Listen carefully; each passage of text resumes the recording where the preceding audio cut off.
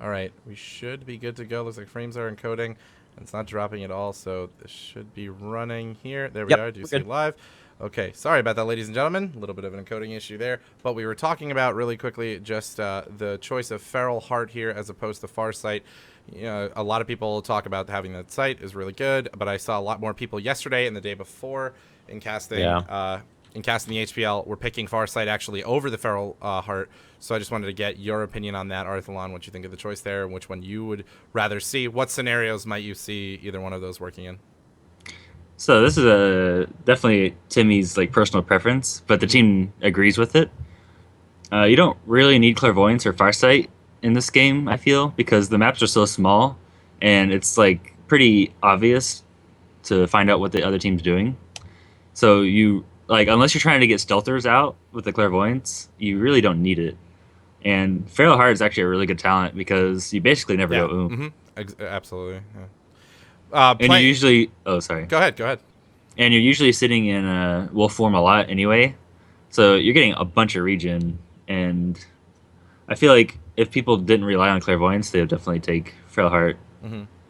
The thing I will say too is Blizzard seems to love doing this thing. Having played Thrall at BlizzCon, I'm not sure if you got a chance to play him a little bit, but he also has this amazing ability to stay in lane and never have to leave. They love to just make these orcs never Right. have to leave lane ever at all. So I do love Feral Heart for that. I love playing Rhaegar myself, so it definitely keeps you, especially when you're going into, if you go into like solo queue or duo queue. Yeah. I just love having Feral Heart because it allows you to just sit there and support your teammates even if they're kind of like fumbling a lot. So I definitely see the point there. There's nothing really to catch out sight-wise, which makes a lot of sense. To think back to those games, there were some Zeratools, obviously Nova being picked a lot too, so seeing that in there. Maybe even the Tacit if he tries to escape, but can you pick him up if he tries to use his escape with that? Can you see Yeah, that? you can see him in his E, but it's not like he can really do much. Yeah, It's just he absolutely. can't juke you. Okay, so taking a look at those talents, nothing too out of the ordinary, but we do see that auto attack build going from the Vala, and we will continue the game in 3, 2, 1, go. There we go. Furious-D is So- still very low. One question I want to talk about, not only specific to this match, but just specific to this map and for all the teams out there. It seems like some teams put a lot of emphasis on the early Dragonite, and some teams are just like, okay, you know, we can't ignore it, but at the same time, we're not going to. We'd rather get camps, we'd rather do other things on the map other than try to get a Dragonite, because the Dragonite early on just really doesn't do much. What are your guys' opinion on it as a team with the Dragonite? It's really a matter of how strong you are early game, or what like the positions or rotations are. Like if you can contest bottom shrine and like out trade the enemy team, then it's worth it. Right. But you're not really doing it to get the Dragonite. Right. You know, obviously, a free Dragonite's always good, but early game, you're only going to take like a gate or a turret or something. Exactly. Yeah.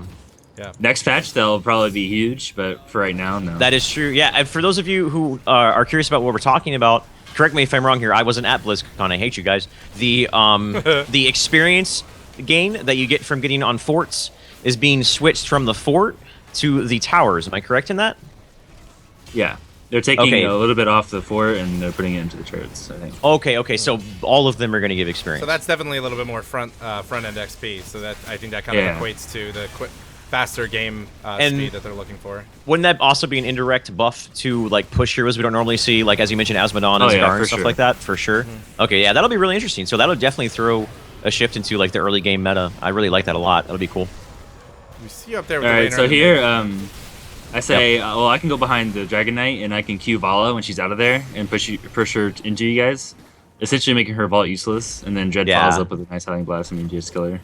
It's actually a really smart move. I didn't think of that myself. You just sit behind her and she tries to roll away. Just negate her roll by hitting her with a. Well, it's not that. It's just that since you pushed her into your team, it's like she has to vault to get back to where she was anyway. So it's not like she has a vault. Yeah. Absolutely. Here we start taking giants, and Oh, there's one thing I want to talk about in the talents, guys, real quick, specifically, oh yeah, it's We are at level level 7. since we're level 7. Okay, so at 5 minutes and 20 seconds, we'll pause. Copy that. And here we.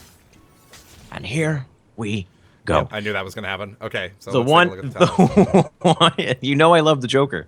The one thing I want to look at, I mean, I don't see anything wonky out of the ordinary, is the Uther talent. It seems like The he's slap. the only.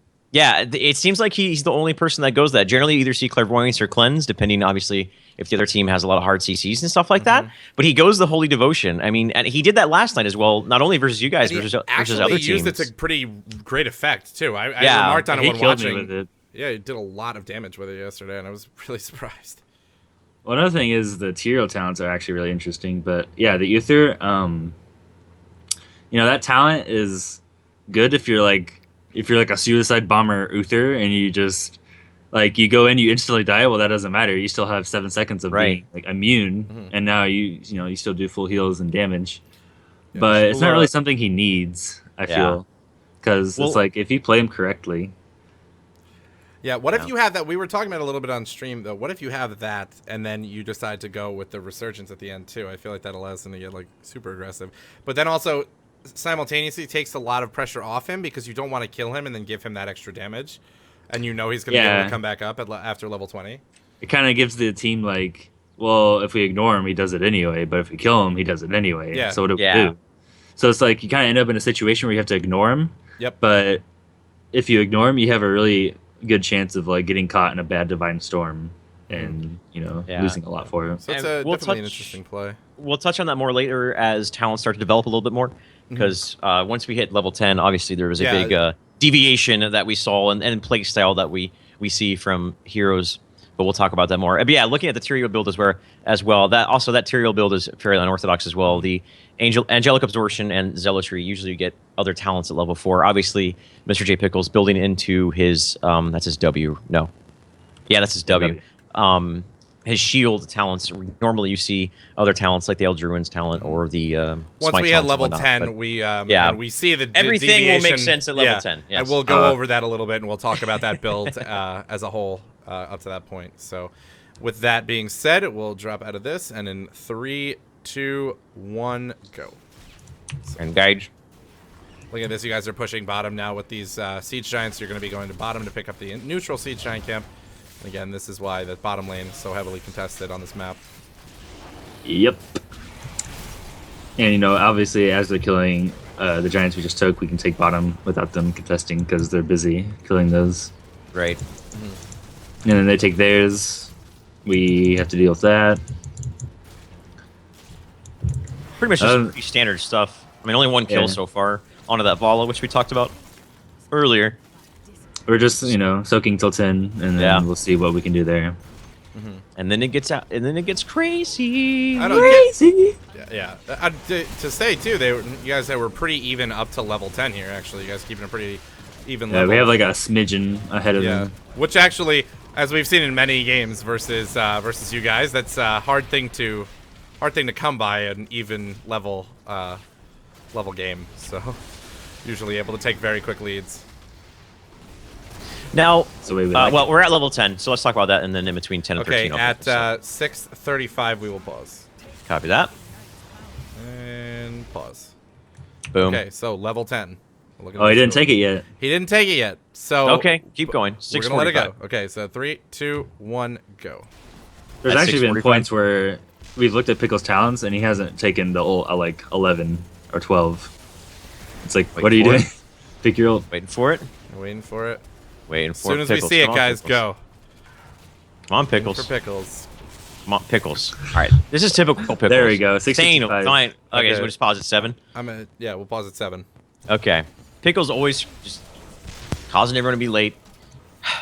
Anyways, before we'll go over the talents from top to bottom real quick. Obviously, there's one if you guys are paying attention that we're going to pay more attention to than the others.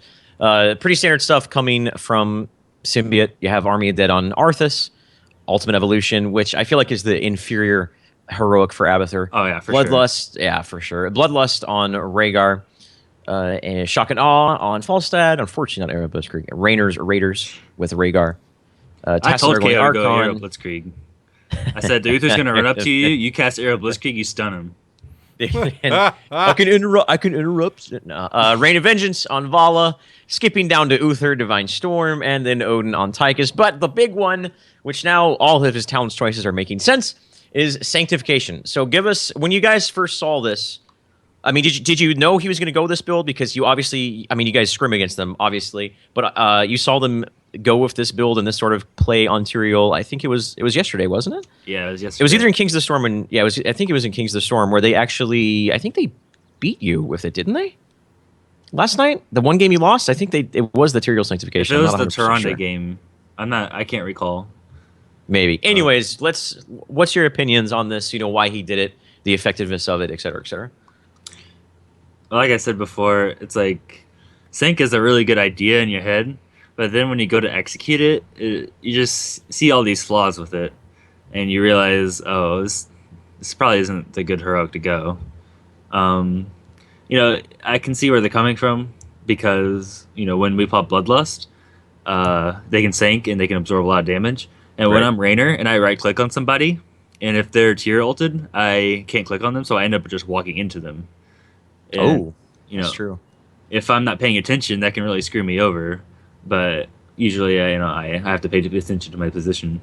And then on top of that, we only have one interrupt for it, which is Raynor Q. Yeah. That's the only thing to stop it. And I had to save my Q the whole fight to save it for the Tyrael ult. So if like somebody got on me, I couldn't, Q them away and run away because I had to save it for the Tyrael. Because if I Q'd them, he can just get a full 3-second ultimate and it can really screw us over. Right. Mm-hmm. But at the same time, like, you have a team that's going to be running in. So when you sync, you're supposed to fall back to the Tyrael and, be protected, but you can't run forward and do damage that your comp's supposed to do. Mm-hmm. And at the same time, I think the last point is when you sync, you can just get focus fired so quickly because you're just sitting there like a little duckling and you just burst it down. Yeah. Yeah. So there's sync for you. Mm-hmm. And now the what I want to talk about more as far as the whole strategy that Tuark was doing here and touch a little bit more on Uther is, especially once we hit level 13, is we'll see later on here, guys, is they actually kind of use Uther as like a suicide initiation bomb. And I'm thinking maybe that's why, correct me if I'm wrong, because I actually joined the game like halfway through. And that's maybe a little bit more as to why he went the Holy Devotion, is they had this idea that Tyrael will be the guy who, he'll drop the Sanctification, and the initiation will be more on Uther's shoulders, because obviously when we see Tyrael 99.9% of the time, we see the Judgment, and obviously it's taken away with Sanctification, so they're using Uther to kind of fill that role of the AoE stun that you normally see from Tyrael. Uther knowing that he's probably going to get focused down in that situation, going with the Holy Devotion.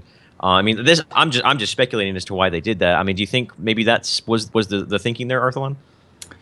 I can't get inside their heads and see, why they took it. You need to like right playing now. against Get in their it. head right Is that how it felt? Is that how it felt playing against it?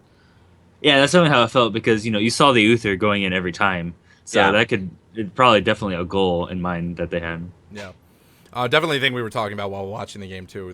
They definitely like to get somebody to go in there and go ham. That is one of their things that we saw even in later games where I believe it was Quibsy was just following through to like no end. And the rest of his team was back there. They could have collapsed and tried a team fight there because once somebody's low, you kind of force them out. And then if they try to come back, you can just instantly delete them because they're so low or they have to back off. We're just going really deep. So going deep with that Uther might have been a little too much, but we'll see how that pans out. My one quick question to you too, just because this is something that people discuss a lot, and you are somebody who I would definitely say is one of the most enjoyable people to watch on Vala and definitely have a great understanding of it. Your thoughts on Reign of Vengeance and Strafe, when to use either one, because obviously it seems like they're just very situational when people are choosing them both, because there's pros and cons to both. But what are your thoughts on Reign of Vengeance here specifically, and just as an ability as a whole? When would you take it, and when would you take Strafe? So when I played Vala the first time, I went Reign of Vengeance, and I used it, and I'm like, this is terrible. I hate it. I'm never using this again. I've taken Strafe ever since. That's not to say Reign of Vengeance is bad. Me personally, I don't like it at all. Because it's just really small, and it doesn't feel like it does much. But, I've seen it used to great effect versus, like, an all-in comp, for example. Yeah.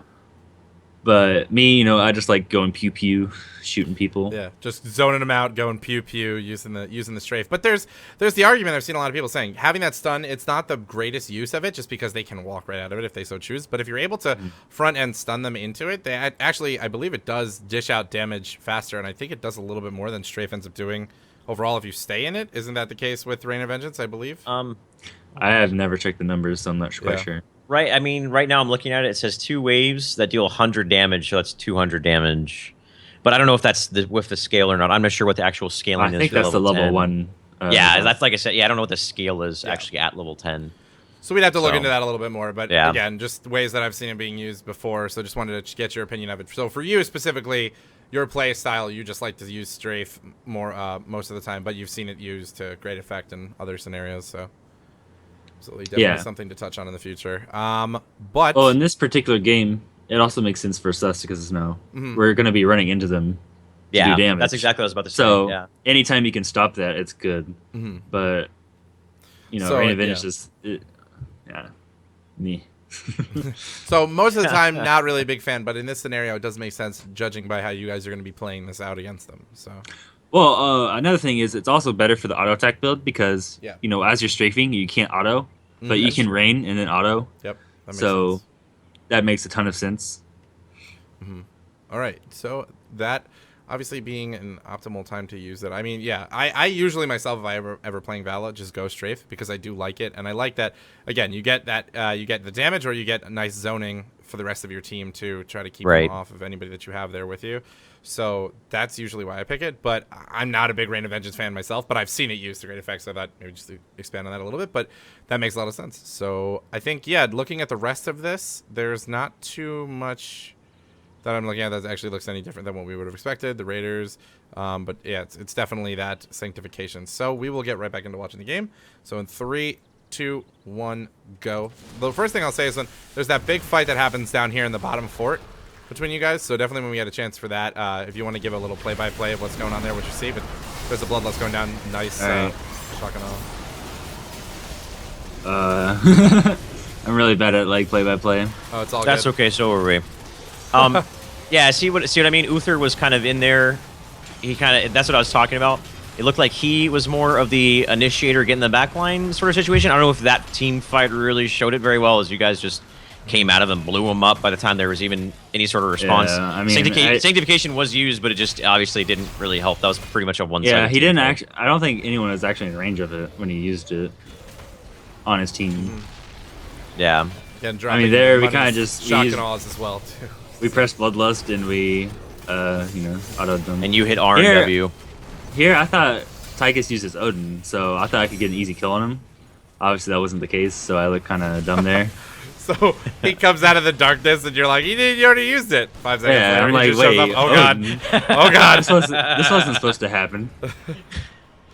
This is not how I planned this day. But it looks like they're going to be. You guys are moving into mid. You're able to take out that outer wall. Bottom again being pushed into the fort as well. That fort going to go down pretty easily, 1 health. But yeah, you guys pretty much dominated in that. And ladies and gentlemen, I apologize, but as soon as the replay system is also optimized, we'll be able to actually rewind and go through that slowly. But for now, if we try to rewind, it's actually going to mess up and a lot of. Wow, why are you called Heroes Rewind? Are you kidding me? Well, we love the ability, and we like to rewind and talk about other things that happened previously. We're working on it. We've got to fix rewind. But so talk to Blizzard. But here we see you guys going into mid. Both teams there. A little bit of Yeah, you can't go too ham on the Dragon Knight since I was down, and we have a Fosted in it, and he can get caught out of position as soon as it explodes. Pretty early Dragon Knight as well. Now, Here at we what start time? taking Knights. At what time do the Knights take precedence over the Ogres during a match? Which I know that's a loaded question, but just like a broad. It kind of depends on the map and when you can take them. The Dragon Knight just came down, and they're not going to be contesting us, so that's a free Knight. Right. And you can take them pretty fast. Knights actually don't really do much. They just drain ammo essentially. Yeah, ever since they got rid of that heal, they don't really push as well as they used to. Well, we had talked to Dreadnought about it before in our first episode. Okay, so here's a team fight. Giants. See that right there? That sanctification was just completely negated that shock and awe. So that was nice. Really but Uther got blown up. He went the Holy Devotion. He got the storm off, and so 2 for 2 right now. Oh, the shock and awe. At the same time, as they were sanked, they only had a soldier's Arthas on them, and we killing Uther. So in the end, it didn't do that much. It didn't negate the shock and awe, but that's not something we need to win the fight with. Yeah, but they do actually win this fight 4-2, I think. and it caught us off guard. We realized that we shouldn't have fought in like the small chokehold because we need a lot of area to like maneuver around with the movement speed from Bloodlust. And when you're in that chokehold, it's really hard. And it also makes for an easier sanctification because everyone's just in a closer area. So 15 to 14, we can go over the 13 talents real quick if you want before we hit 16. At 10:35, we'll pause. Let's do it. And there we go. All right, so level 13 abilities here. Not seeing anything too... Looks, yeah, I mean, everything looks pretty standard. Relentless on Arthas, the Assault Strain for Abathur, the Feral Lunge for Rhaegar, Rewind on Falstad, Giant Killer on Raynor, Distortion Beam on Tassadar, Giant Killer on Vala, which is, again, going along the lines with the right-to-click auto-attack build. Level 13, again, normally you don't really see that on Tyrael, but obviously Mr. J. Pickles is going a otherwise unorthodox build. He's building into Sanctification and also into his W, his shield. And in case you guys aren't familiar with that particular talent, as you can see on your screen, it's enemies that attack you while the shield is up are slowed by 50% and also... or their attack speed is slowed by 50% and the movement speed slowed by 20%. So obviously the idea there is, okay, I'm going to hit my W in Sanctification. They're obviously going to focus on me, and they're going to be slowed. Their attack speed's going to be cut in half. And that's a pretty big deal when you're facing against Bloodlust. So it almost negates the attack speed gain of Bloodlust. I don't know what the algorithm is, if it's linear or whatnot. Let's get into that now. No, let's not, dear God. Let's talk about math. Sprint on Uther, which again is going on the lines of his like suicide bomb sort of build that it looks like he's going, and the play style that Acadia was bringing to the table, and standard stuff on Tychus, overkill. Is there anything specific you two guys want to talk about at level 13? I mean, I'm not seeing anything too out of the ordinary. I'm seeing pretty standard build coming out of you, the way that you're running our Raynor. So not too. Well, this is actually a pretty atypical Tychus build if you look. I'm not a big Tychus player, so. There's been like phases in Tychus where people switch from the grenade build to the like tanky build. That actually, but yeah. Right now, it's definitely the time for tanky build. You get your first aid level 7 and stone skin level 16 in Relentless, and it's like you're basically a tank because it's like you have the Odin health pool, you have your own health pool, and then you have first aid, almost a third health pool when you count first aid and stone skin, and. So this build specifically going grenades against what you guys were doing. What are your thoughts on that? Now, I'm not really sure the purpose here. There was a point in the game where they were poking us down from range at a fort, so that really helps with it. With the melting point, you can really do a lot of damage to the fort without being in danger. But other than that, it didn't really do much. Relentless would have helped a lot versus the Arthuses, I guess. Yeah, that is true. Other than that, yeah, everything's the same. On the Tyrael point, though, that shield is only going to be like 1 or 2 autos. Yeah, that is a good point. Right? Yeah, you can build it up only so much, and it's still actually going to it's still not equating to all that much. Plus, if a spell takes it, it doesn't even affect them because they never audited you in the first place. So it seems like, from where you're coming on this as well, you were saying at the beginning, it seems good in your head, and it seems like a solid idea. We saw it used to effect in the team fight that we just saw in this game, but again, it's actually, when you do the numbers and you look at it over a long period of time, it's actually not equating to too much, and it seems like it's kind of falling off once you guys kind of work around it. And again, he goes back there, but you don't really need the shock and awe. As you said, it's interrupting the shock and awe, that's true, but you don't need it to win the team fights that you have. You have other things in the tank for that. So yeah, as you can see, our team's not focused around shock and awe at all. We don't have any lockdown for it, and it's just up to KO to find a good opportunity to use it. And this game, the Uther was on him the whole time, and even if you cast shock and awe, if he stuns you, it doesn't go off. So he actually doesn't get shock and awe off at all. But even then, when that happens, we decimate the fight if we get what we want. Yep. Okay, cool. So looking at that, we will jump right back into the game here. So in 3, 2, 1, go. So again, you guys have them. They're coming back in with 4 Siege Giants in bottom lane, but only equating to really just losing that wall. Nothing too big, too drastic to worry about here. Yeah, so we're just spawning back up, and we have to clear the Giants. The Shrines just came up. We're in bottom anyway. We take bottom Shrine, they take top. And we say, well, if we have 2 Giants bottom, that means we can go mess around somewhere else, and those Giants will push. And if they go bottom to defend it, we can go take top Shrine. And that's one thing I've talked to even Dreadnought and Symbiote, you guys really just focus on, like, if there's a camp here, we can take it. We can get some push in an opposite lane and continue doing work in other lanes. But just even taking that is just absolutely denying it from the enemy team. So it's in no way do you guys ever seem to always, like, ignore objectives on the map. Be it, look, we can actually see here, just to touch on it really quick, Sadie is so deep right now. He's on top of KO, trying to push KO back, but he's doing really nothing with the rest of the team. And the rest of the team is left here now, and he's just pushing him out, but now he's down. Here we say we're 16, they're 15. We can definitely fight. They have to contest us because we have 2 shrines up. We don't end up actually like winning the fight. It was pretty even, but that was the idea in our head going into that fight. Unfortunately, Soldier gets picked off on Abathur. You know, sometimes it just happens. Even if you're the best Abathur in the world, you know, you can get caught off guard. So where an enemy is. Sure. Yeah, so it seems like what Katie's doing on Uther is just trying to make Falstaff's life a living hell. And because, I mean, the sanctification, he was like, screw the sanctification, I don't care. Like, he ran all the way, like, almost behind the mid fort here and just kept KO out of that fight. KO really didn't do much that fight. And, I mean, obviously that fight went to our, I think that was a 2-for-1 exchange there. Actually, I guess with I think it was 1-for-1. Down. Was it 1-for-1? And then Abathur got taken out after the fight. I kind of have a bad position there, and you know I paid for it. I was hoping to like do a lot of damage and kill somebody, but unfortunately it didn't happen. Yeah, that's how you win, man. Do a lot of damage and kill people.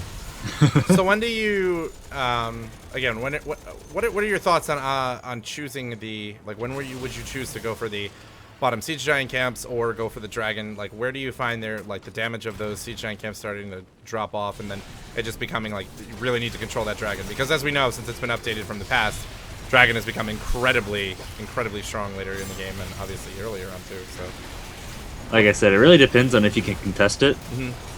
If you can take a mercenary camp and go do something else, and then they have to either react to it or they get punished by it. You know, it just really depends on if you can contest the bottom shrine or the top shrine or where the enemy is, if you can fight them. You know, there's just a lot of variables, and it's just mostly up to like the shot calling. Right. Absolutely. So they're positioning to take that from you guys at the top. I think we can stop here and take a look at the talents once again for sure in a few seconds, as soon as 2ARC is able to hit the next level. Yeah. They have 16. Yeah. Oh, okay. Yeah. And we can pause at 14 if you guys want. Copy that. 1400. All right. God, the money pig. The money pig. Oh, we're oh, so there's a good sanctification, but the shotgun was already committed. Are we still pausing? No. Yeah, the Rain of Vengeance. Oh, I just went in with the team fight. Okay. I mean, the team fight did start right at 14.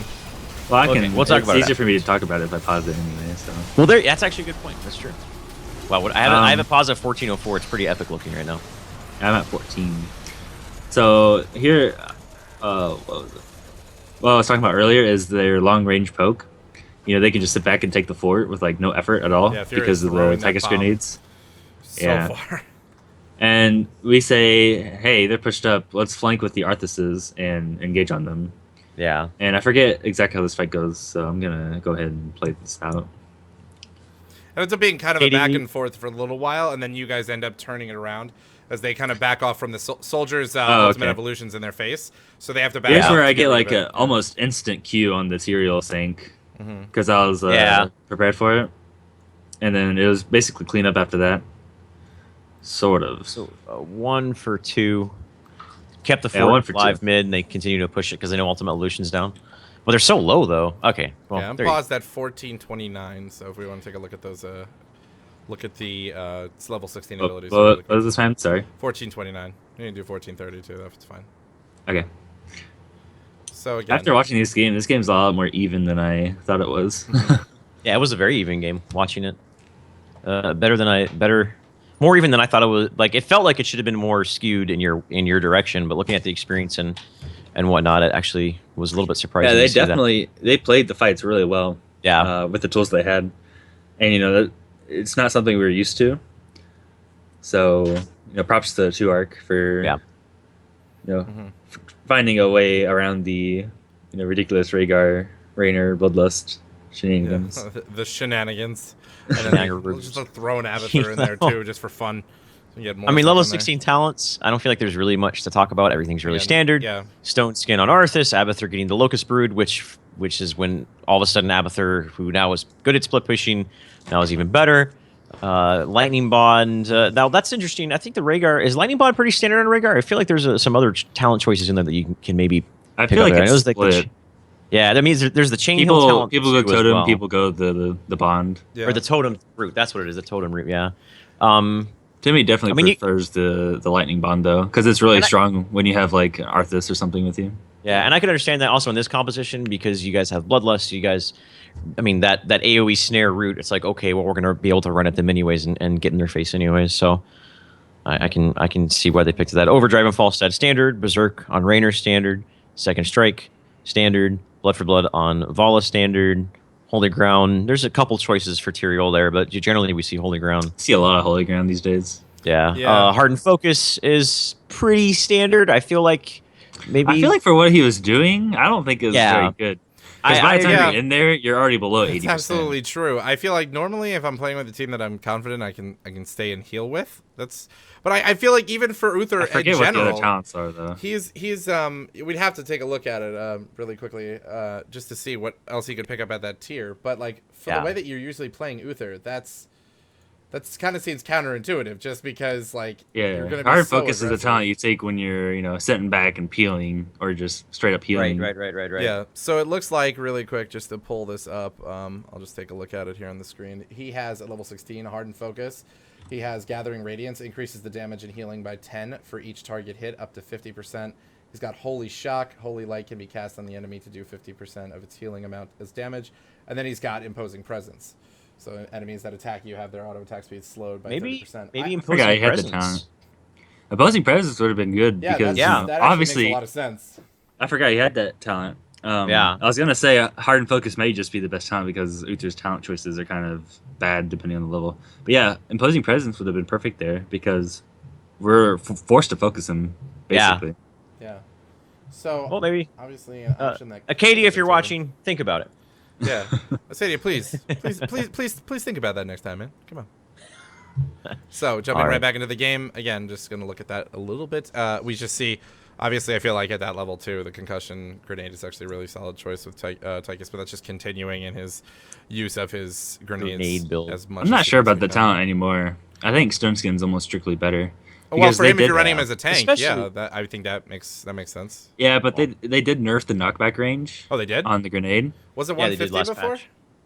I forget the number. I think Okay. they nerfed it by like they definitely nerfed. I think they nerfed it by They like nerfed it 25% or pretty something. substantially. Maybe Yeah, it was pretty 30%. substantial. So you end up, Sure. you lose a lot of knockback now when you take the Yeah. level 16 talent. So, like, Versus- judging by a normal build with this, you'd usually see somebody taking the first aid, and then with Stone Skin on top of that, too. That just lends itself well to how you're going to be building him anyways. So, it obviously makes a lot of sense. So, we can jump right back into this game here, guys. I'm at 1429, or you guys are at 1430, so we will get back in 3, 2, 1, go. So, yeah, they're just going to move in, able to take that middle fort away from you guys. It looks like top, though, you have Dreadnought picking up the Shrine. Bottom, you guys already have it, too, but it looks like 2 Arcs just kind of trying to sit there and wait. I remember this part, too, while watching the game. They were already pretty low. They were on the back on their heels, so you guys actually had a decent opportunity here to pick up a dragon, but I don't think it We knew ended up- Vala was completely out. Yeah. Tastar was low on health and mana. Tychus was obviously full health. So we knew we could bully them out of the shrine. But I don't think we get it here. Yeah, no, Val actually I goes see for that bottom. big, juicy bottom lane. Stacks. Oh, that experience. Stacks on stacks. So I say, yeah, let me get on that. I'd really like a little bit of this. Thank you. All 3 giant... Oh, all Merc camps are up. Yep, so I that's was just about to say something we're that. thinking about. Yeah, yeah, every camp, even Knights. So again, looks like you guys, again, prioritizing that bottom lane on this map. So incredibly powerful with the Sea Giants, but just gives you guys some pressure in another lane. Allowing We knew Task went back, so we had time to do something. And we knew they were sitting around mid because we had both shrines, so they had to. Otherwise, we get Dragon Knight. So Alright. pretty standard stuff. Guys fighting over the bottom shrine. They don't want you to get a Dragon Knight. So this is the point in the match when the Dragon Knight starts to turn into like a beefy CrossFitter monster that can just like solo Oh yeah. keeps This and was a that's moment. This was a moment that we were talking about while we were watching it too. And, Yeah. If you guys want to pause at 16, we can just talk about it really quickly. Yeah, Take yeah. a look at it. So let's look. Yeah, let's look at the position here. Oh, perfect timing because Soldier just used Ultimate Evolution on Arthas. So right here, before we saw the Abathur was in top. As Tuareg is pushing forward, I was just remarking on how you guys usually play these things out. You guys are obviously known for being pretty aggressive. If you guys see a chance to go for lethal and you're going to go for it, you guys usually go for it. And you're able to get yourselves a really solid kill, which I feel like a lot of teams tend to kind of be a little laid back. They don't necessarily want to go for it. They'd rather go for the safe kill. But a thing that I was noting while you guys were playing is top keep already is completely out of ammo. You guys are pushing there. Abathur has been pushing that lane pretty consistently, and you guys have that in. And I was saying, if they get wiped, they're going to immediately push in that top lane, which Abathur has been able to push for them so hard. So you guys kind of just fall back, defend as much as you need to, and just wait for them to make a mistake. And this bottom fight actually ends up being it. This is where game ends up happening. You guys fight them down here. I think they end up push. Spoilers in case anybody didn't watch. Things are going to happen here that dictate who wins this game, just so you know. Yeah, that's standard Abathur for you. He allows you just to sit there and defend. I mean, and take a look at top keep. Yeah, take a look at top keep right now. Yeah, absolutely. It's full health, but out of ammo. Yeah. I mean, it's pushed in, and you guys are like, okay, I'm sure you guys recognize that at that point in time. You're like, let's just fall back in a defensive position. If they're obviously pushing this fort, we can just let that kind of push off and do damage to the keep. Well, I mean, trading a fort for a keep is obviously always a favorable trade. To me, it's one of those things. It's like, this is your ace in the hole. This is like, you guys love this kind of play. You love that aggressive play, and it's if you guys, if he's continuing to push that lane, you guys just have to sit back, wait for them to fumble a little bit. Then you're gonna pick up for the recovery and just go in for a touchdown. So that's what's gonna happen. What a great metaphor. Yeah. So and this is a much better area for us to fight because, as I said earlier, the big open terrain allows us just bloodlust all over them. Just wrap around them with bloodlust and just destroy things. Yeah. And big bloodlust hug. That sounds terrifying. And it almost looks like, when Rhaegar uses it, that his huge red form is like about to bear hug you. That's actually a perfect example of what that is. But looking at the setup here too, just before we go back to watching the replay, you guys, the Soldier is now getting ready to get the Arthas in there. I think he ends up coming around back, and they actually end up focusing that, but it kills him. I think that's what ends up happening here. But we'll watch it unfold and see this and talk about it afterwards. So in 3, 2, 1, go. And just looking at the positioning, I mean, you guys have a big arc across Tuareg, and they're kind of like joined up in a line together. So one thing I want to mention is I'm staying the hell away from KO because I know that's where Uther is immediately going. Yeah. So there's the bloodlust. So Uther's way ahead. Dreadnought Soldier doing their thing and double Arthas. We kill Uther. IQ the Tyrael sync. And after really that, it's pure cleanup. Yeah, you guys just destroyed them there. That fight, it wasn't even... I almost died. That was really close. Yeah. The Soldier, actually, I was looking at it just before we started. I was watching on my screen. He goes up into those woods and just waits, and actually doesn't really engage until you guys pretty much have them dead to rights. If the enemy team does not know when you Ultimate Evolution, or the Ultimate Evolution, they can get really caught off guard with it. Yeah, especially with double Arthas. Yeah, because generally you see that and you're like, okay, fall back, wait for timeout, then we can go in. But that's really smart. And it's something I personally haven't really thought of, guys. So if you guys are watching, you guys are Abathur players out there, and you're playing with like a friend of yours that you're using your Ultimate Evolution on.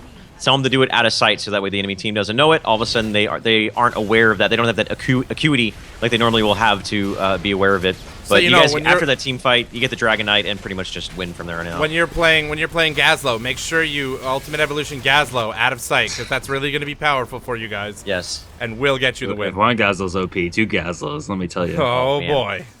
So, as we said, looking at that game, you guys taking a pretty dominating lead there at the end.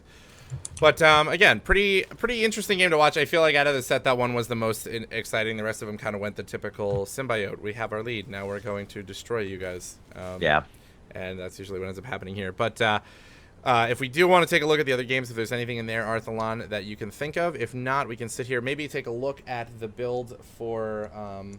look at the way that he was building the Tyrael, and then maybe look at some other options, something else, or another way to build that. Or we can talk about Asmodon, who you were talking about before. What I would like to talk about, if this is cool with you guys, is the draft for the Dead Mines game. Yeah, that's actually another... That's one thing I want to talk about. Yeah, we can definitely talk about that. I really want to talk about that because I feel like there is a couple important things that happen on both sides, on not only for you guys drafting, but also for Tuareg drafting as well. So let's see here. Xander, do you have something set up for that, or are we just going to talk about it? If we have a visual for that, I can pull it up and we can take a look at it too. If you guys can just find me some way to look at the draft. Maybe the HPL actual link will work. Hold up, let me find it.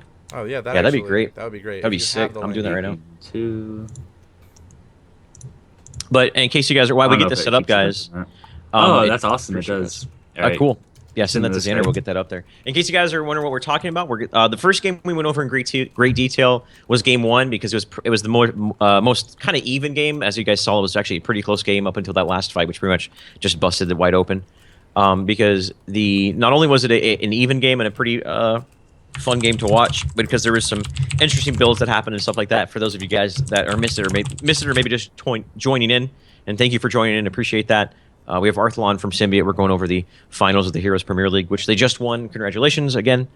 Where Mr. J Pickles on his Tyrael went with a unorthodox sanctification build, where he talented into his shield, his W. There we go. Talented in sanctification and whatnot, and it was a very interesting game. So if you guys were able to miss that, check out YouTube. You'll be able to see the video on YouTube once we get it posted up there. You good to go there, Xander, for the next what we're going to be going over here? Yeah, we can go over right now actually, if you'd like. Okay, cool.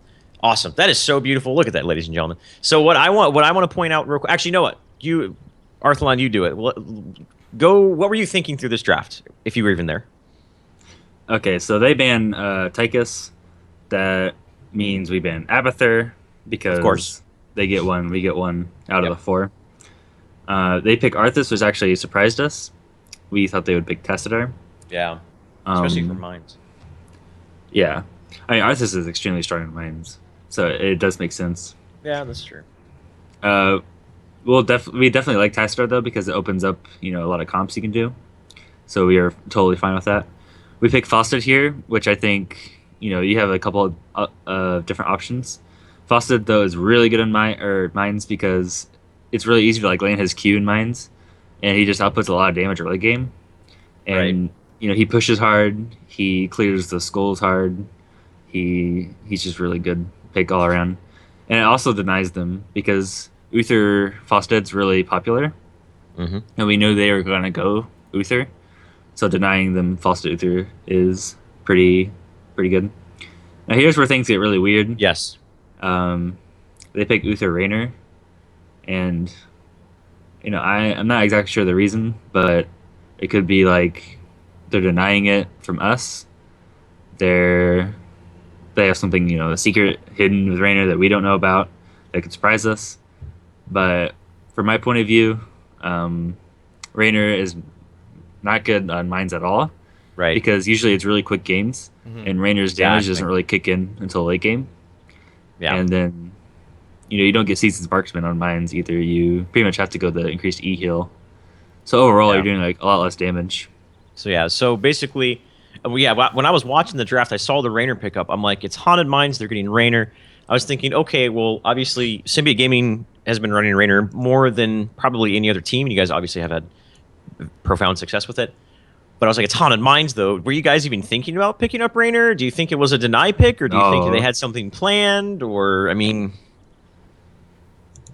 In general, in mines, you don't ever want to go for something like... You don't want to pick heroic synergies, because you don't know if you're going to hit level 10. Right, that's a good point. The game can easily be over way before you hit level 10. So you got to pick heroes with strong kits before that happens.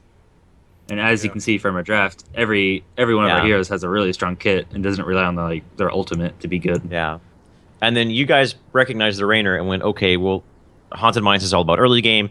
They got Raynor, which is obviously kind of putting Bank into the late game. Well, who is one of the best early game assassins in the game? The Queen of Blades right there. And that was it was funny because you guys, it seems like you almost insta-picked her after the Raynor. It was like, new Barak Kerrigan. Boom, right there. Oh, yeah. A new Barak Kerrigan is like the new Arthas Kerrigan. Okay. I think a new Barak is even better with Kerrigan because he has even more lockdown. Right, that's true. And, you get that combo in mines. It's just, oh, man, it just deals so much damage and it CCs a lot. And Kerrigan is really good on mines. Yeah. Because she's just really good early game. And, you're usually level 4 when you go to the mines first. And besides Rewind, that's when Kerrigan's the strongest. Besides rewind. Oh my god. It took me a little bit. It took me a little bit to get that one. Swear to Come God. on, Arthelon, get on the ball, man. Come on.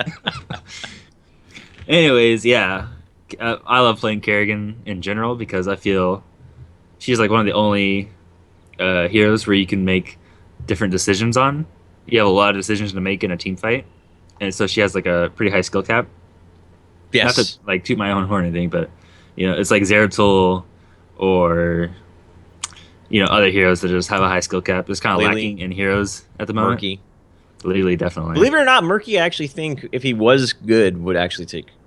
I don't know. Maybe just because of egg placement. Anyways, and the other thing I want to talk about is the Malfurion pick. You guys had Rhaegar available. You guys had Brightwing available. You went with the Malfurion. What was the thinking behind that? We were debating whether we wanted to take Mule on Task or not, because Mule on Mines is completely like, oh my god, absolutely, it'll win you the game single-handedly. Right. We decided we needed the damage from the level 7 talent, so we picked another support that could take Mule. That was basically the thought process behind that.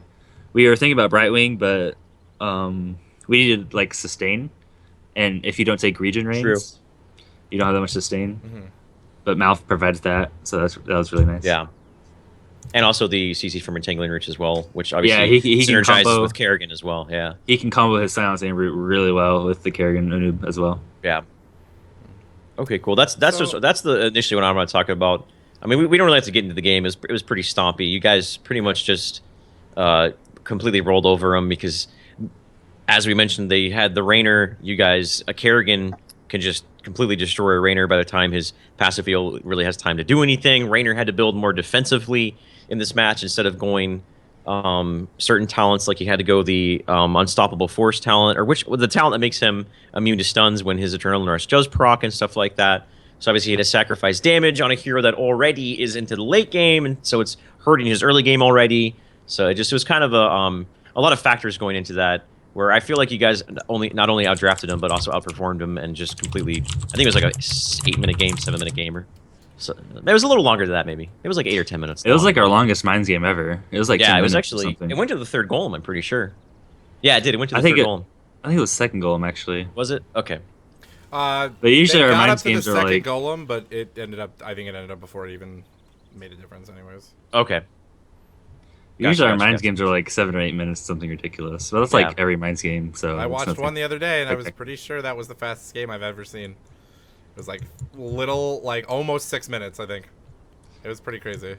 Yeah. What's your while we're at it, before we go into the builds we want to talk about, what's your opinion on Haunted Mines? Because obviously it's a hot subject. We don't have to kind of beat a dead horse, but I just want your quick opinion on Mines. Do you think it's balanced? Do you think it's good for the game? Do you think it's bad for the game? Haunted Mines is just a really different map, and people don't like it because of that, because it makes you think different and play a lot different. Yeah. Obviously, I don't have a dislike for Mines because we end up like winning on it a lot. Yeah. I think that's true for all your maps, though. But Mines was something we had to sit down and say, okay, what is good on Mines? What do we need to do to, be good? And obviously they reworked Mines, so we had to change it again. And 2Arc actually had a really good strat that everyone almost immediately copied. So all credit goes to them. It's where you rush the hell out of the middle camps in the mines, because that's where the most schools are. Mm-hmm. Okay. And even if you die, like all 5 of you can die, but if you have the school advantage, it ends up being a net gain. But at the same time, if you can get those schools and then fight them, it's like no matter what, you're gonna have at least an edge. But if you kill them, it's like it's an even better thing, because you spend less time clearing the schools because they're already down. Mm-hmm. And there's other things in factor and play, but usually Mines is just all early game, no late game. People love their late game because they love seeing big numbers and feeling powerful and all that. So well, yeah. Damage, yay! I got level 20, now I can die twice. Yeah. That map is just, for a long time we've just been watching games played on that, where it's just, if you can pick a lineup that's just fast and painful, like that, as you said too, I think it was a really just good point for some people maybe who don't notice it all that much, but like, you don't necessarily need to pick a team that synergizes like heroics well. You just need a team that all have solid kits on their own, so that Yeah, early on, exactly. before you even hit like level 10, you're dominating the team fights and you're dominating mines as best you can as well. Yeah. So I won't say I love mines. I definitely see why people don't like it, but um, unlike black cards, which it just feels terrible to play, PB. I don't think mines feel that bad to play. But if you're on the losing end of a big golem, it can feel terrible. Yeah. But your whole plan should be not to be in that situation. So I like the idea of it because it does facilitate heroes that we might not normally see in certain. Oh, yeah, I like that for about most it, of the too. time. Like obviously, we occasionally will see Zagara on there as well because she synergizes so well with like the Golem and whatnot. But it seems to me that trend has fallen off. We used to see Zagara Yeah. all the time on there. That trend has fallen off, maybe because again you're talking about the early game and whatnot. I like mines because Kerrigan, Nova's not a obviously. good pick on it, so you don't Yeah, have to worry about Nova. Right, and again, always Raynor, nice. who we usually don't see, with the match of this exception, we really don't see him, stuff like that. Stitches is pretty good on this map, who, correct me if I'm wrong, I feel like Stitches is pretty good on that map. I feel like it's better on other Arthelon. maps just when you have areas to pull to. You have like a lot of small areas where you can pull and then body block. Like Yeah, a if you lot of have- choke points. Yeah, like first one comes to mind, Curse Hollow, best without a doubt, and then I would Oh, yeah, say for sure. second is Garden of Terror. If I had to choose one too, there's a lot of little spots where you can grab people out. Mm-hmm. But on Haunted Mines though, do you feel like he actually is a decent pickup or I'm sorry, what are we talking about again? Stitches? Stitches. Stitches. Okay, I thought you were Get talking with about it. Kerrigan. Oh no. No, so no, sorry. sorry. I was talking about Stitches on Haunted I heard Mines. pool. I'm like, Kerrigan. Sorry, Okay, no, Hook. no. We're talking about Pudge. It's not the same pull Actually, you're I'd used say, to. yeah, map to map, Stitches has a lot of great hook points. But on Curse Yeah. Hollow, I'm not actually sure. I think his best ones are actually probably mines and black arts. Really? Because there's tons of places to pull in Yeah. mines. Yeah, And in black big cards, time. it's like you don't know where anyone's at, so you can always get a surprise hook. Interesting. Gotcha. So Zander? if we wanted to, we're starting to get towards the end of the show, so if you wanted to, we could quickly go over if you'd be interested to talk about Asmodon a little bit, because you said you really love him and you think there's a lot of different ways you can play him. We can talk about him, or we can go straight to questions from the community. So it's up to you guys where we would like to go next. I would love to hear Arthelon talking about Asmodon, and we're going to be talking about Asmodon in a capacity where Abathur is not there, in case you guys are wondering. Or am I right, Arthelon? Yeah. Yeah, Yeah, Arthelon, obviously one of the most notable heroes in Here's the Storm right now. We spoke with him right before the show when he talked about how he actually really likes Asmodon, not as like a pocket pick, but actually more as a general hero, using him other than like these weird pocket strategies and stuff like that. So I think that'd be really interesting because we really don't see that much of Asmodon in competitive play unless it's Abathur Asmodon, which we've only see a couple of times from certain teams. So I would really like to go over that if you would like to, Arthelon. That'd be great. Yeah, up to you. I mean, I guess we don't have to talk about it. Okay. We can save it for another time, like if we actually pick Asmodon. Okay, yeah, that's Yeah. true. I'll just quickly say that like I think Asmodon is a really strong pick.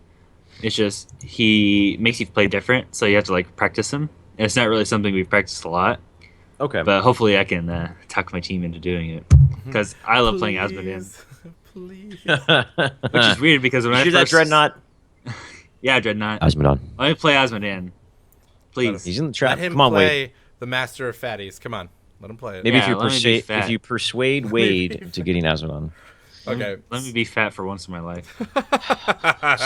soon. So, with that, we can jump into if there's any questions you have for Arthelon from the community in chat, just let us know, and we will start answering those as soon as you guys put them up. While we wait for that, I want to ask you a question, Arthelon, that Dreadnought has answered many times, but I want to hear from you. What is the ingredient that Symbiote has that the other teams don't that causes for their that pretty much just your success for the past 3 months where you barely lost any games? Kesha. Kesha, okay. Kesha. Dad Okay. Timmy always listens to Kesha and we always win. But Okay, there for you a go. serious answer, Wow, you guys heard it here, folks. Real strategy, Kesha. Kesha, Get her on Kesha. your team. We've been around for quite a while, and I think at this point we definitely have the most stable and consistent roster. That helps a lot. People underestimate that because when you know your teammates, you can make a lot of good situations happen because you know what your teammates are going to do. We're really quick to adapt to new situations and like new meta picks or new strategies. We quickly figure out, okay, hey, how do we counter this, or what's a good pick against this, or what do we do to deny this from the enemy team? And then on top of that, I wouldn't say our mechanics are like spectacular or anything. We definitely have really mechanically talented players, but Yeah. nothing insane. And I love my team. We're all friends. There's almost no negativity ever, which I love, The power which I of couldn't friendship, man. say for like a lot of my league teams. So that was really Okay. nice to have consistently. Kat helps a lot. She's Yes. she's Mama SMG. That's right. Thanks, Mom. She asked the first question. Why are you so awesome? Yes. Explain it drink to us. drink lots of milk. You play by a fireplace. Yeah, my fireplace. You want to see it again? Yeah. Here. Show the world your old My Fireplace. fireplace right here. Boom. Let's do it. And then See you it. can see There our it is. Stein collection up here. It's Ooh, really Stein? something Stein of special. Magog? EverQuest? Oh, dad Wow, reference. about that. Once you're done, Arthelon, showing off the beautiful architecture of your residence, Flip a Coins asks long-term goals for the team. When Heroes of the Storm takes over as the popular esports is expected to be, do you tend on taking it to a professional level? Oh yeah, for sure. That was our goal from day one, was to, practice every day and be the best team we could be. And as the scene grows, we would grow along with it. Right.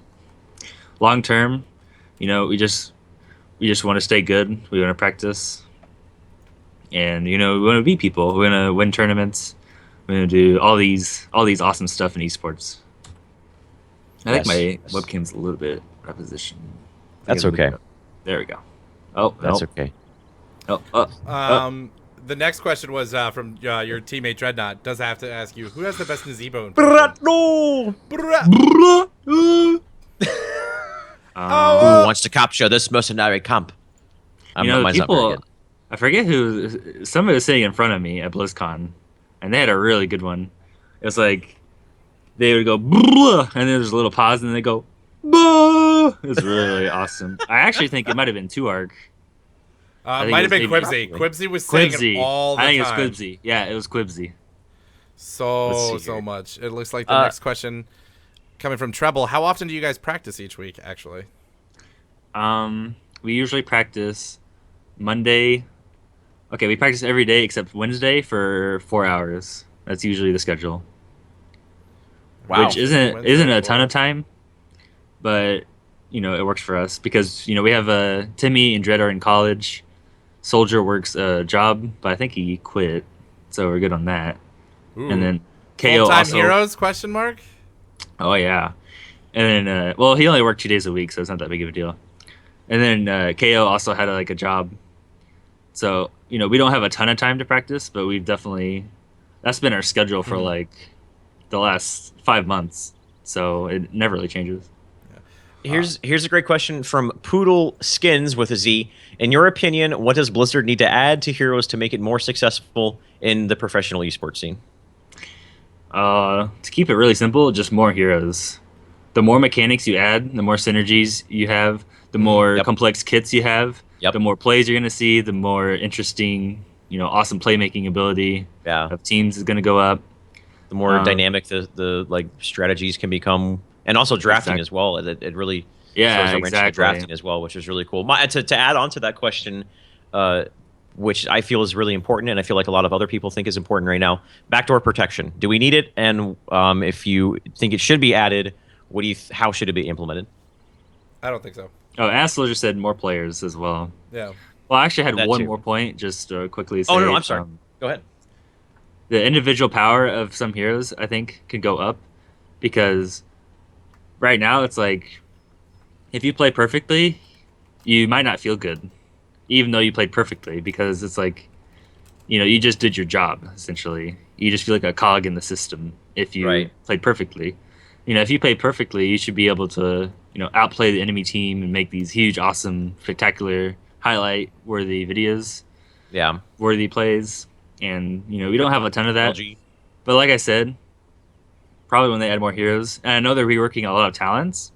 Lily. As OP Nova is, I think it's healthy for the game because I want more heroes like Nova who can make these big, awesome plays that can turn the tide of the game. Yeah. That's what I was saying to somebody once the other day. I was just like, no, we don't need to make her weaker. Just make everyone more awesung. Yeah, That's exactly my line of thought. Yeah. Go with the Dota route, would just make everyone super, super strong. And it feels like the two biggest MOBAs right now, Dota and League of Legends, there always seems to be in the meta one hero or another that is just widely considered, like maybe more than one, widely considered super, super, super insanely strong, like higher above everyone else. I'm not a big League guy. I came from Dota 2. I mean, in Dota 2, you had like TI1, you had like Morphling and stuff like that. TI2, I don't remember because it was a long time ago. But like right now, Lycan is almost first ban, first picked all the time.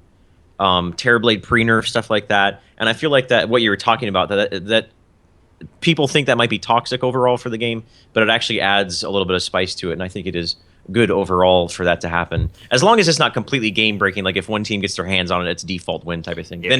Then it's toxic. It also depends on the kit, I don't think too. Nova's Yeah. that bad. So If you can just right click on somebody and they instantly die, it's like that doesn't take any skill. Why is this hero in the game? Right. The more skill it takes to outplay someone, the better it is.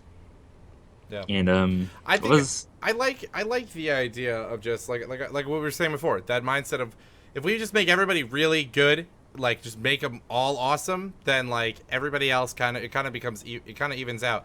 But if you make somebody too weak, then they don't really fit a role. But if you make somebody really good at one thing, then you have to think about that every time you're building different lineup and draft, and then when you're playing at the games and who people are going to pick, because there are some people, like most people are really good at something, so there's a lot of diversity, which I like that a lot, and it's definitely something I enjoyed watching even in Dota a lot too. There was always so many different picks. It was never really always the same exact thing. There were some people who were really good, but it was changing a lot. Furious D, who you actually played against earlier Ocho is asking you, do you think the range damage role has too limited of a selection, and are you getting bored with the range damage heroes we have right now?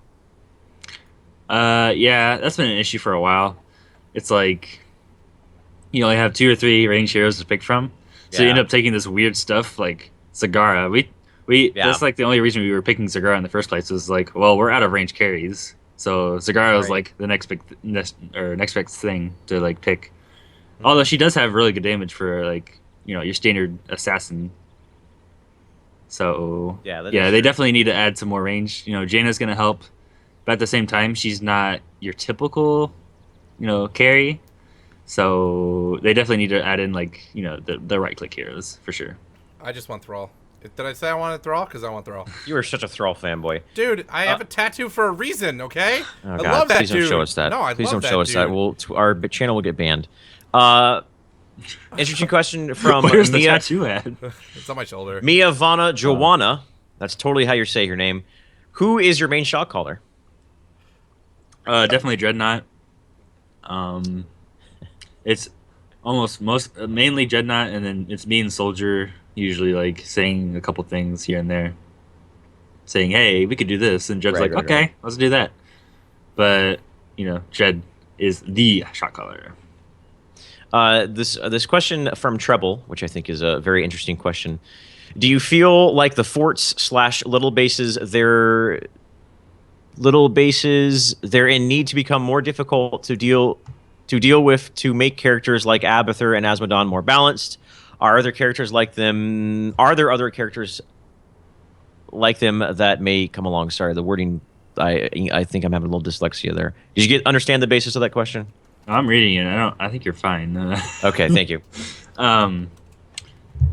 I think it should be a little bit tougher to like push down the turrets and forts, but at the same time, you can give it time. You can allow people to find counters. You can play new heroes and see if they're really good against it. Blizzard could add a hero that's really good at defending. As it stands, you don't get that much benefit from killing a key or a fort, so I don't think it's that big of an issue. And I definitely like how you can cast spells on forts and structures. It really gives a different feel. That is true. Yeah. think it's something hard to balance, but I think it should definitely be a little bit tougher at least to be able to do that. Okay. Right on. I just saw one question. Here we go. And I think this is a cool question that we can't really accurately answer, but we can definitely speculate on. From Mr. Birkengerfernjekvik. Your opinion on the European scene comparison. Well, I don't know how PR I want to be about this, so I don't want to be too harsh, but I don't think the EU scene's that good. But obviously, there's no comparisons to be Oh made man. because there's no NA teams playing the EU teams. But Symbiote, from what Symbiote versus MYI coming up. when I watch an EU team, I'm just kind of like, what are they doing? This doesn't make any sense. So my question to you though is just in general, that- why I- is that well- your opinion? Just from what you Well, see them doing. Wait, let me clarify. I say that a lot when I watch NA teams too, so maybe it's just me. Whoa, But throwing them out left Oh and right. man. I'm not trying to be Ooh, BS, Ace but of like, Spades is. I don't like those guys, and I don't like these guys either. this was a mistake. No, I don't want to be lying piece of garbage, but I don't want to be mean or anything. No. As the scene goes on, people are gonna get better, and I'm really excited. There's lots of teams giving us really good games that we haven't had for a while. EU, we'll see where they're at. They definitely have different prioritizations and different hero picks and stuff. And we'll see how good the EU is whenever there's an NA versus EU tournament. I'm We'll take looking a couple forward to more that. questions here, guys. Xander, do you have any questions you want to throw at him, or your question machine? I mean, to me, I would only ask I'd asked it before, like what he thinks is fundamentally, from what you've seen, are big differences between the NA and the EU scene in the way that they're playing, the way that we're playing. If you do get a chance to watch a lot of their games, I'm not sure, but yeah, that would be a question for me. But somebody was asking us when we think the new heroes are coming out. We don't know. They said over the next couple of months, guys. So hopefully, we'll be seeing them soon. But my question actually to you, Arthelon, is who of the three that we've heard about are you most excited for? And who are Jaina. Jaina, without a doubt. Oh yeah, Dude, I cannot wait. I can't I'm wait. She's gonna throw such a wrench in the meta. I Oh, love yeah. it. I think Thrall will too. We have some things in the works already for Jaina. Oh snap! I'm not gonna spoil them. Oh That'll snap! be for another episode. We'll have you If on. people We'll were at talk about BlizzCon with us, they probably would have heard about it though. So And especially Thrall, I think he'll throw a wrench in the meta if he's put in the state that I heard how he was I heard like. they're not doing Kerrigan. that. My Okay. opinion of Thrall, I is, heard- I think people are overestimated him at BlizzCon because Yeah. obviously when you're just sitting there smashing like players who have never played the game before, Yeah, that's you're going to be healing a lot, Yeah. and they're not going to be doing much to you. I think he can be locked down really easily. But obviously, predictions are predictions, and we'll see how good he is. Yeah, I I was hearing felt people like that compare too. him to Kerrigan, the pre-nerf Kerrigan, where you can solo like 2 or 3 people at a time with the AOE heal or whatever it is. But I wasn't there. I don't know how he played. I We're hyped just him hearing up that. But 'cause I Jaina, love him, I'm really but looking yeah. forward to Jaina. I think I could definitely see that being true. It's just like when you're at an event like BlizzCon, like you said, a lot of people are just getting there and trying it for the first time. So then when you're sitting there and you're able to like 2v1 like a Nova Yeah. and an Arthas, you really have to take that with a grain of salt because those people have Yeah. never have even touched the game. So like, you really don't know. But his kit, from looking at it objectively, seemed interesting, and it seemed like it could be pretty strong. It just, we need to see it in play with people at a higher level. That's all, and see how it plays out there. But yeah, Jaina, I would say Jaina is my second favorite. Lost Vikings, I think, if they're done well, could be really interesting and it could change a lot of things up. Yeah. But it's going to We'll depend on see. how they're done. We'll see how they change Lost Vikings. It'll take a really long time to figure out if they're any good Yeah. because the amount of Right. things you're going to be able to pull off with them is insane. Yeah. So I kind of just held my opinion off on them. Mhm. I played them, I think, like twice at BlizzCon, and I was just like, "What game am I playing? This isn't Heroes." When I What played- is this? But we'll definitely see what they can pull off. They're going to be definitely interesting. Yeah. Okay. Absolutely. So I think that about wraps it up for Yeah. questions for us. Arthelon, thank you so much, my friend, for being on the show. If you'd Oh, like thank sir. you. to let everyone know where they can find you on Twitter, all those things on the internets, if you're streaming, just let them know. Any shout outs? You can find me at Twitter and Twitch at just /Arthelon. You can check my team out, Symbiote Gaming. Go follow them. It's at Symbiote Gaming on Twitter. Everyone's Twitter is on there, and we frequently have our Twitch, whoever's streaming on there too. Shout out to Katia, of course, our manager. She's amazing. Shout out to my team. Awesome. I love them. She's contributed so much money to the Kings of the Storm. Thank you for an awesome time at BlizzCon, Katia. We appreciate it. Oh yeah. And thank you for being an awesome manager. When am I getting that Symbiote shirt? I want the Symbiote shirt. When are those going on sale? I think we ran out. I think we had like 8 Owned. jerseys. Owned. I'm sorry. Sorry. He just ruined his all day, good. dude. That all good, it's fine. that was the build-up. That's right. I'll I'm just not go to gonna my lie and counselor. say, yeah, we I'll have talk like to my 100 counselor about it. It's fine. I'll be We fine. have 100 shirts to give out. It's like, no, you only had a Dude, couple. can you get a shirt cannon? Oh. Dude, ideas for next Sergeant Hammer shirt cannon. The Sergeant Hammer shirt cannon. That's a great idea. Dude, that's Somebody a get that's on a that. cosplay right there. Next year, It's just a BlizzCon, gaming cosplay. somebody Just go put a as tank on the Sergeant stage Hammer. and shoot shirts out of it, dude. Yeah, everyone's just freaking out. Yeah. Ah! And then Oprah runs up and goes, "You get one," and then you get one. She's just firing the cannon. She is Sergeant Hammer. Oh my goodness, that would be amazing. And there you go. But Shane, would you They like could afford that. Would you like to let everyone know where they can find you as well in the off time? Absolutely. You can find me at, as you can tell, the thing above my name, right here somewhere on Twitter at ShaneGoocher. I'm very active on my Twitter. I talk about all sorts of things, both about video games and not about video games. You can find me on Twitch as well. I am starting to stream much more regularly, more than I did. I used to stream all the time, and then I got kind of bummed out on it because everyone was viewbotting. And then I'm starting to, not everyone, but a lot of people were viewbotting, so it was kind of frustrating. Then I went away, and I'm streaming again, trying to build that base up. So check me out on my Twitch handle is twitch.tv/ShaneGoocher Gaming, because you are not a good streamer unless you either have GG Gaming or Heroes in your name.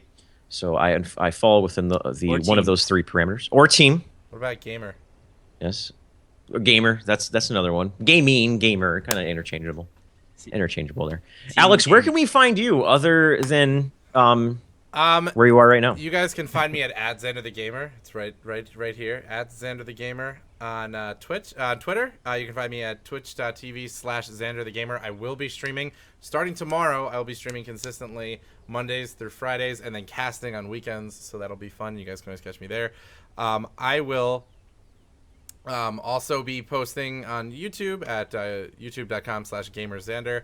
These videos, you can find any of the replays from these episodes on youtube.com/Heroes Rewind. You can find every episode that we do there. We upload them as soon as possible.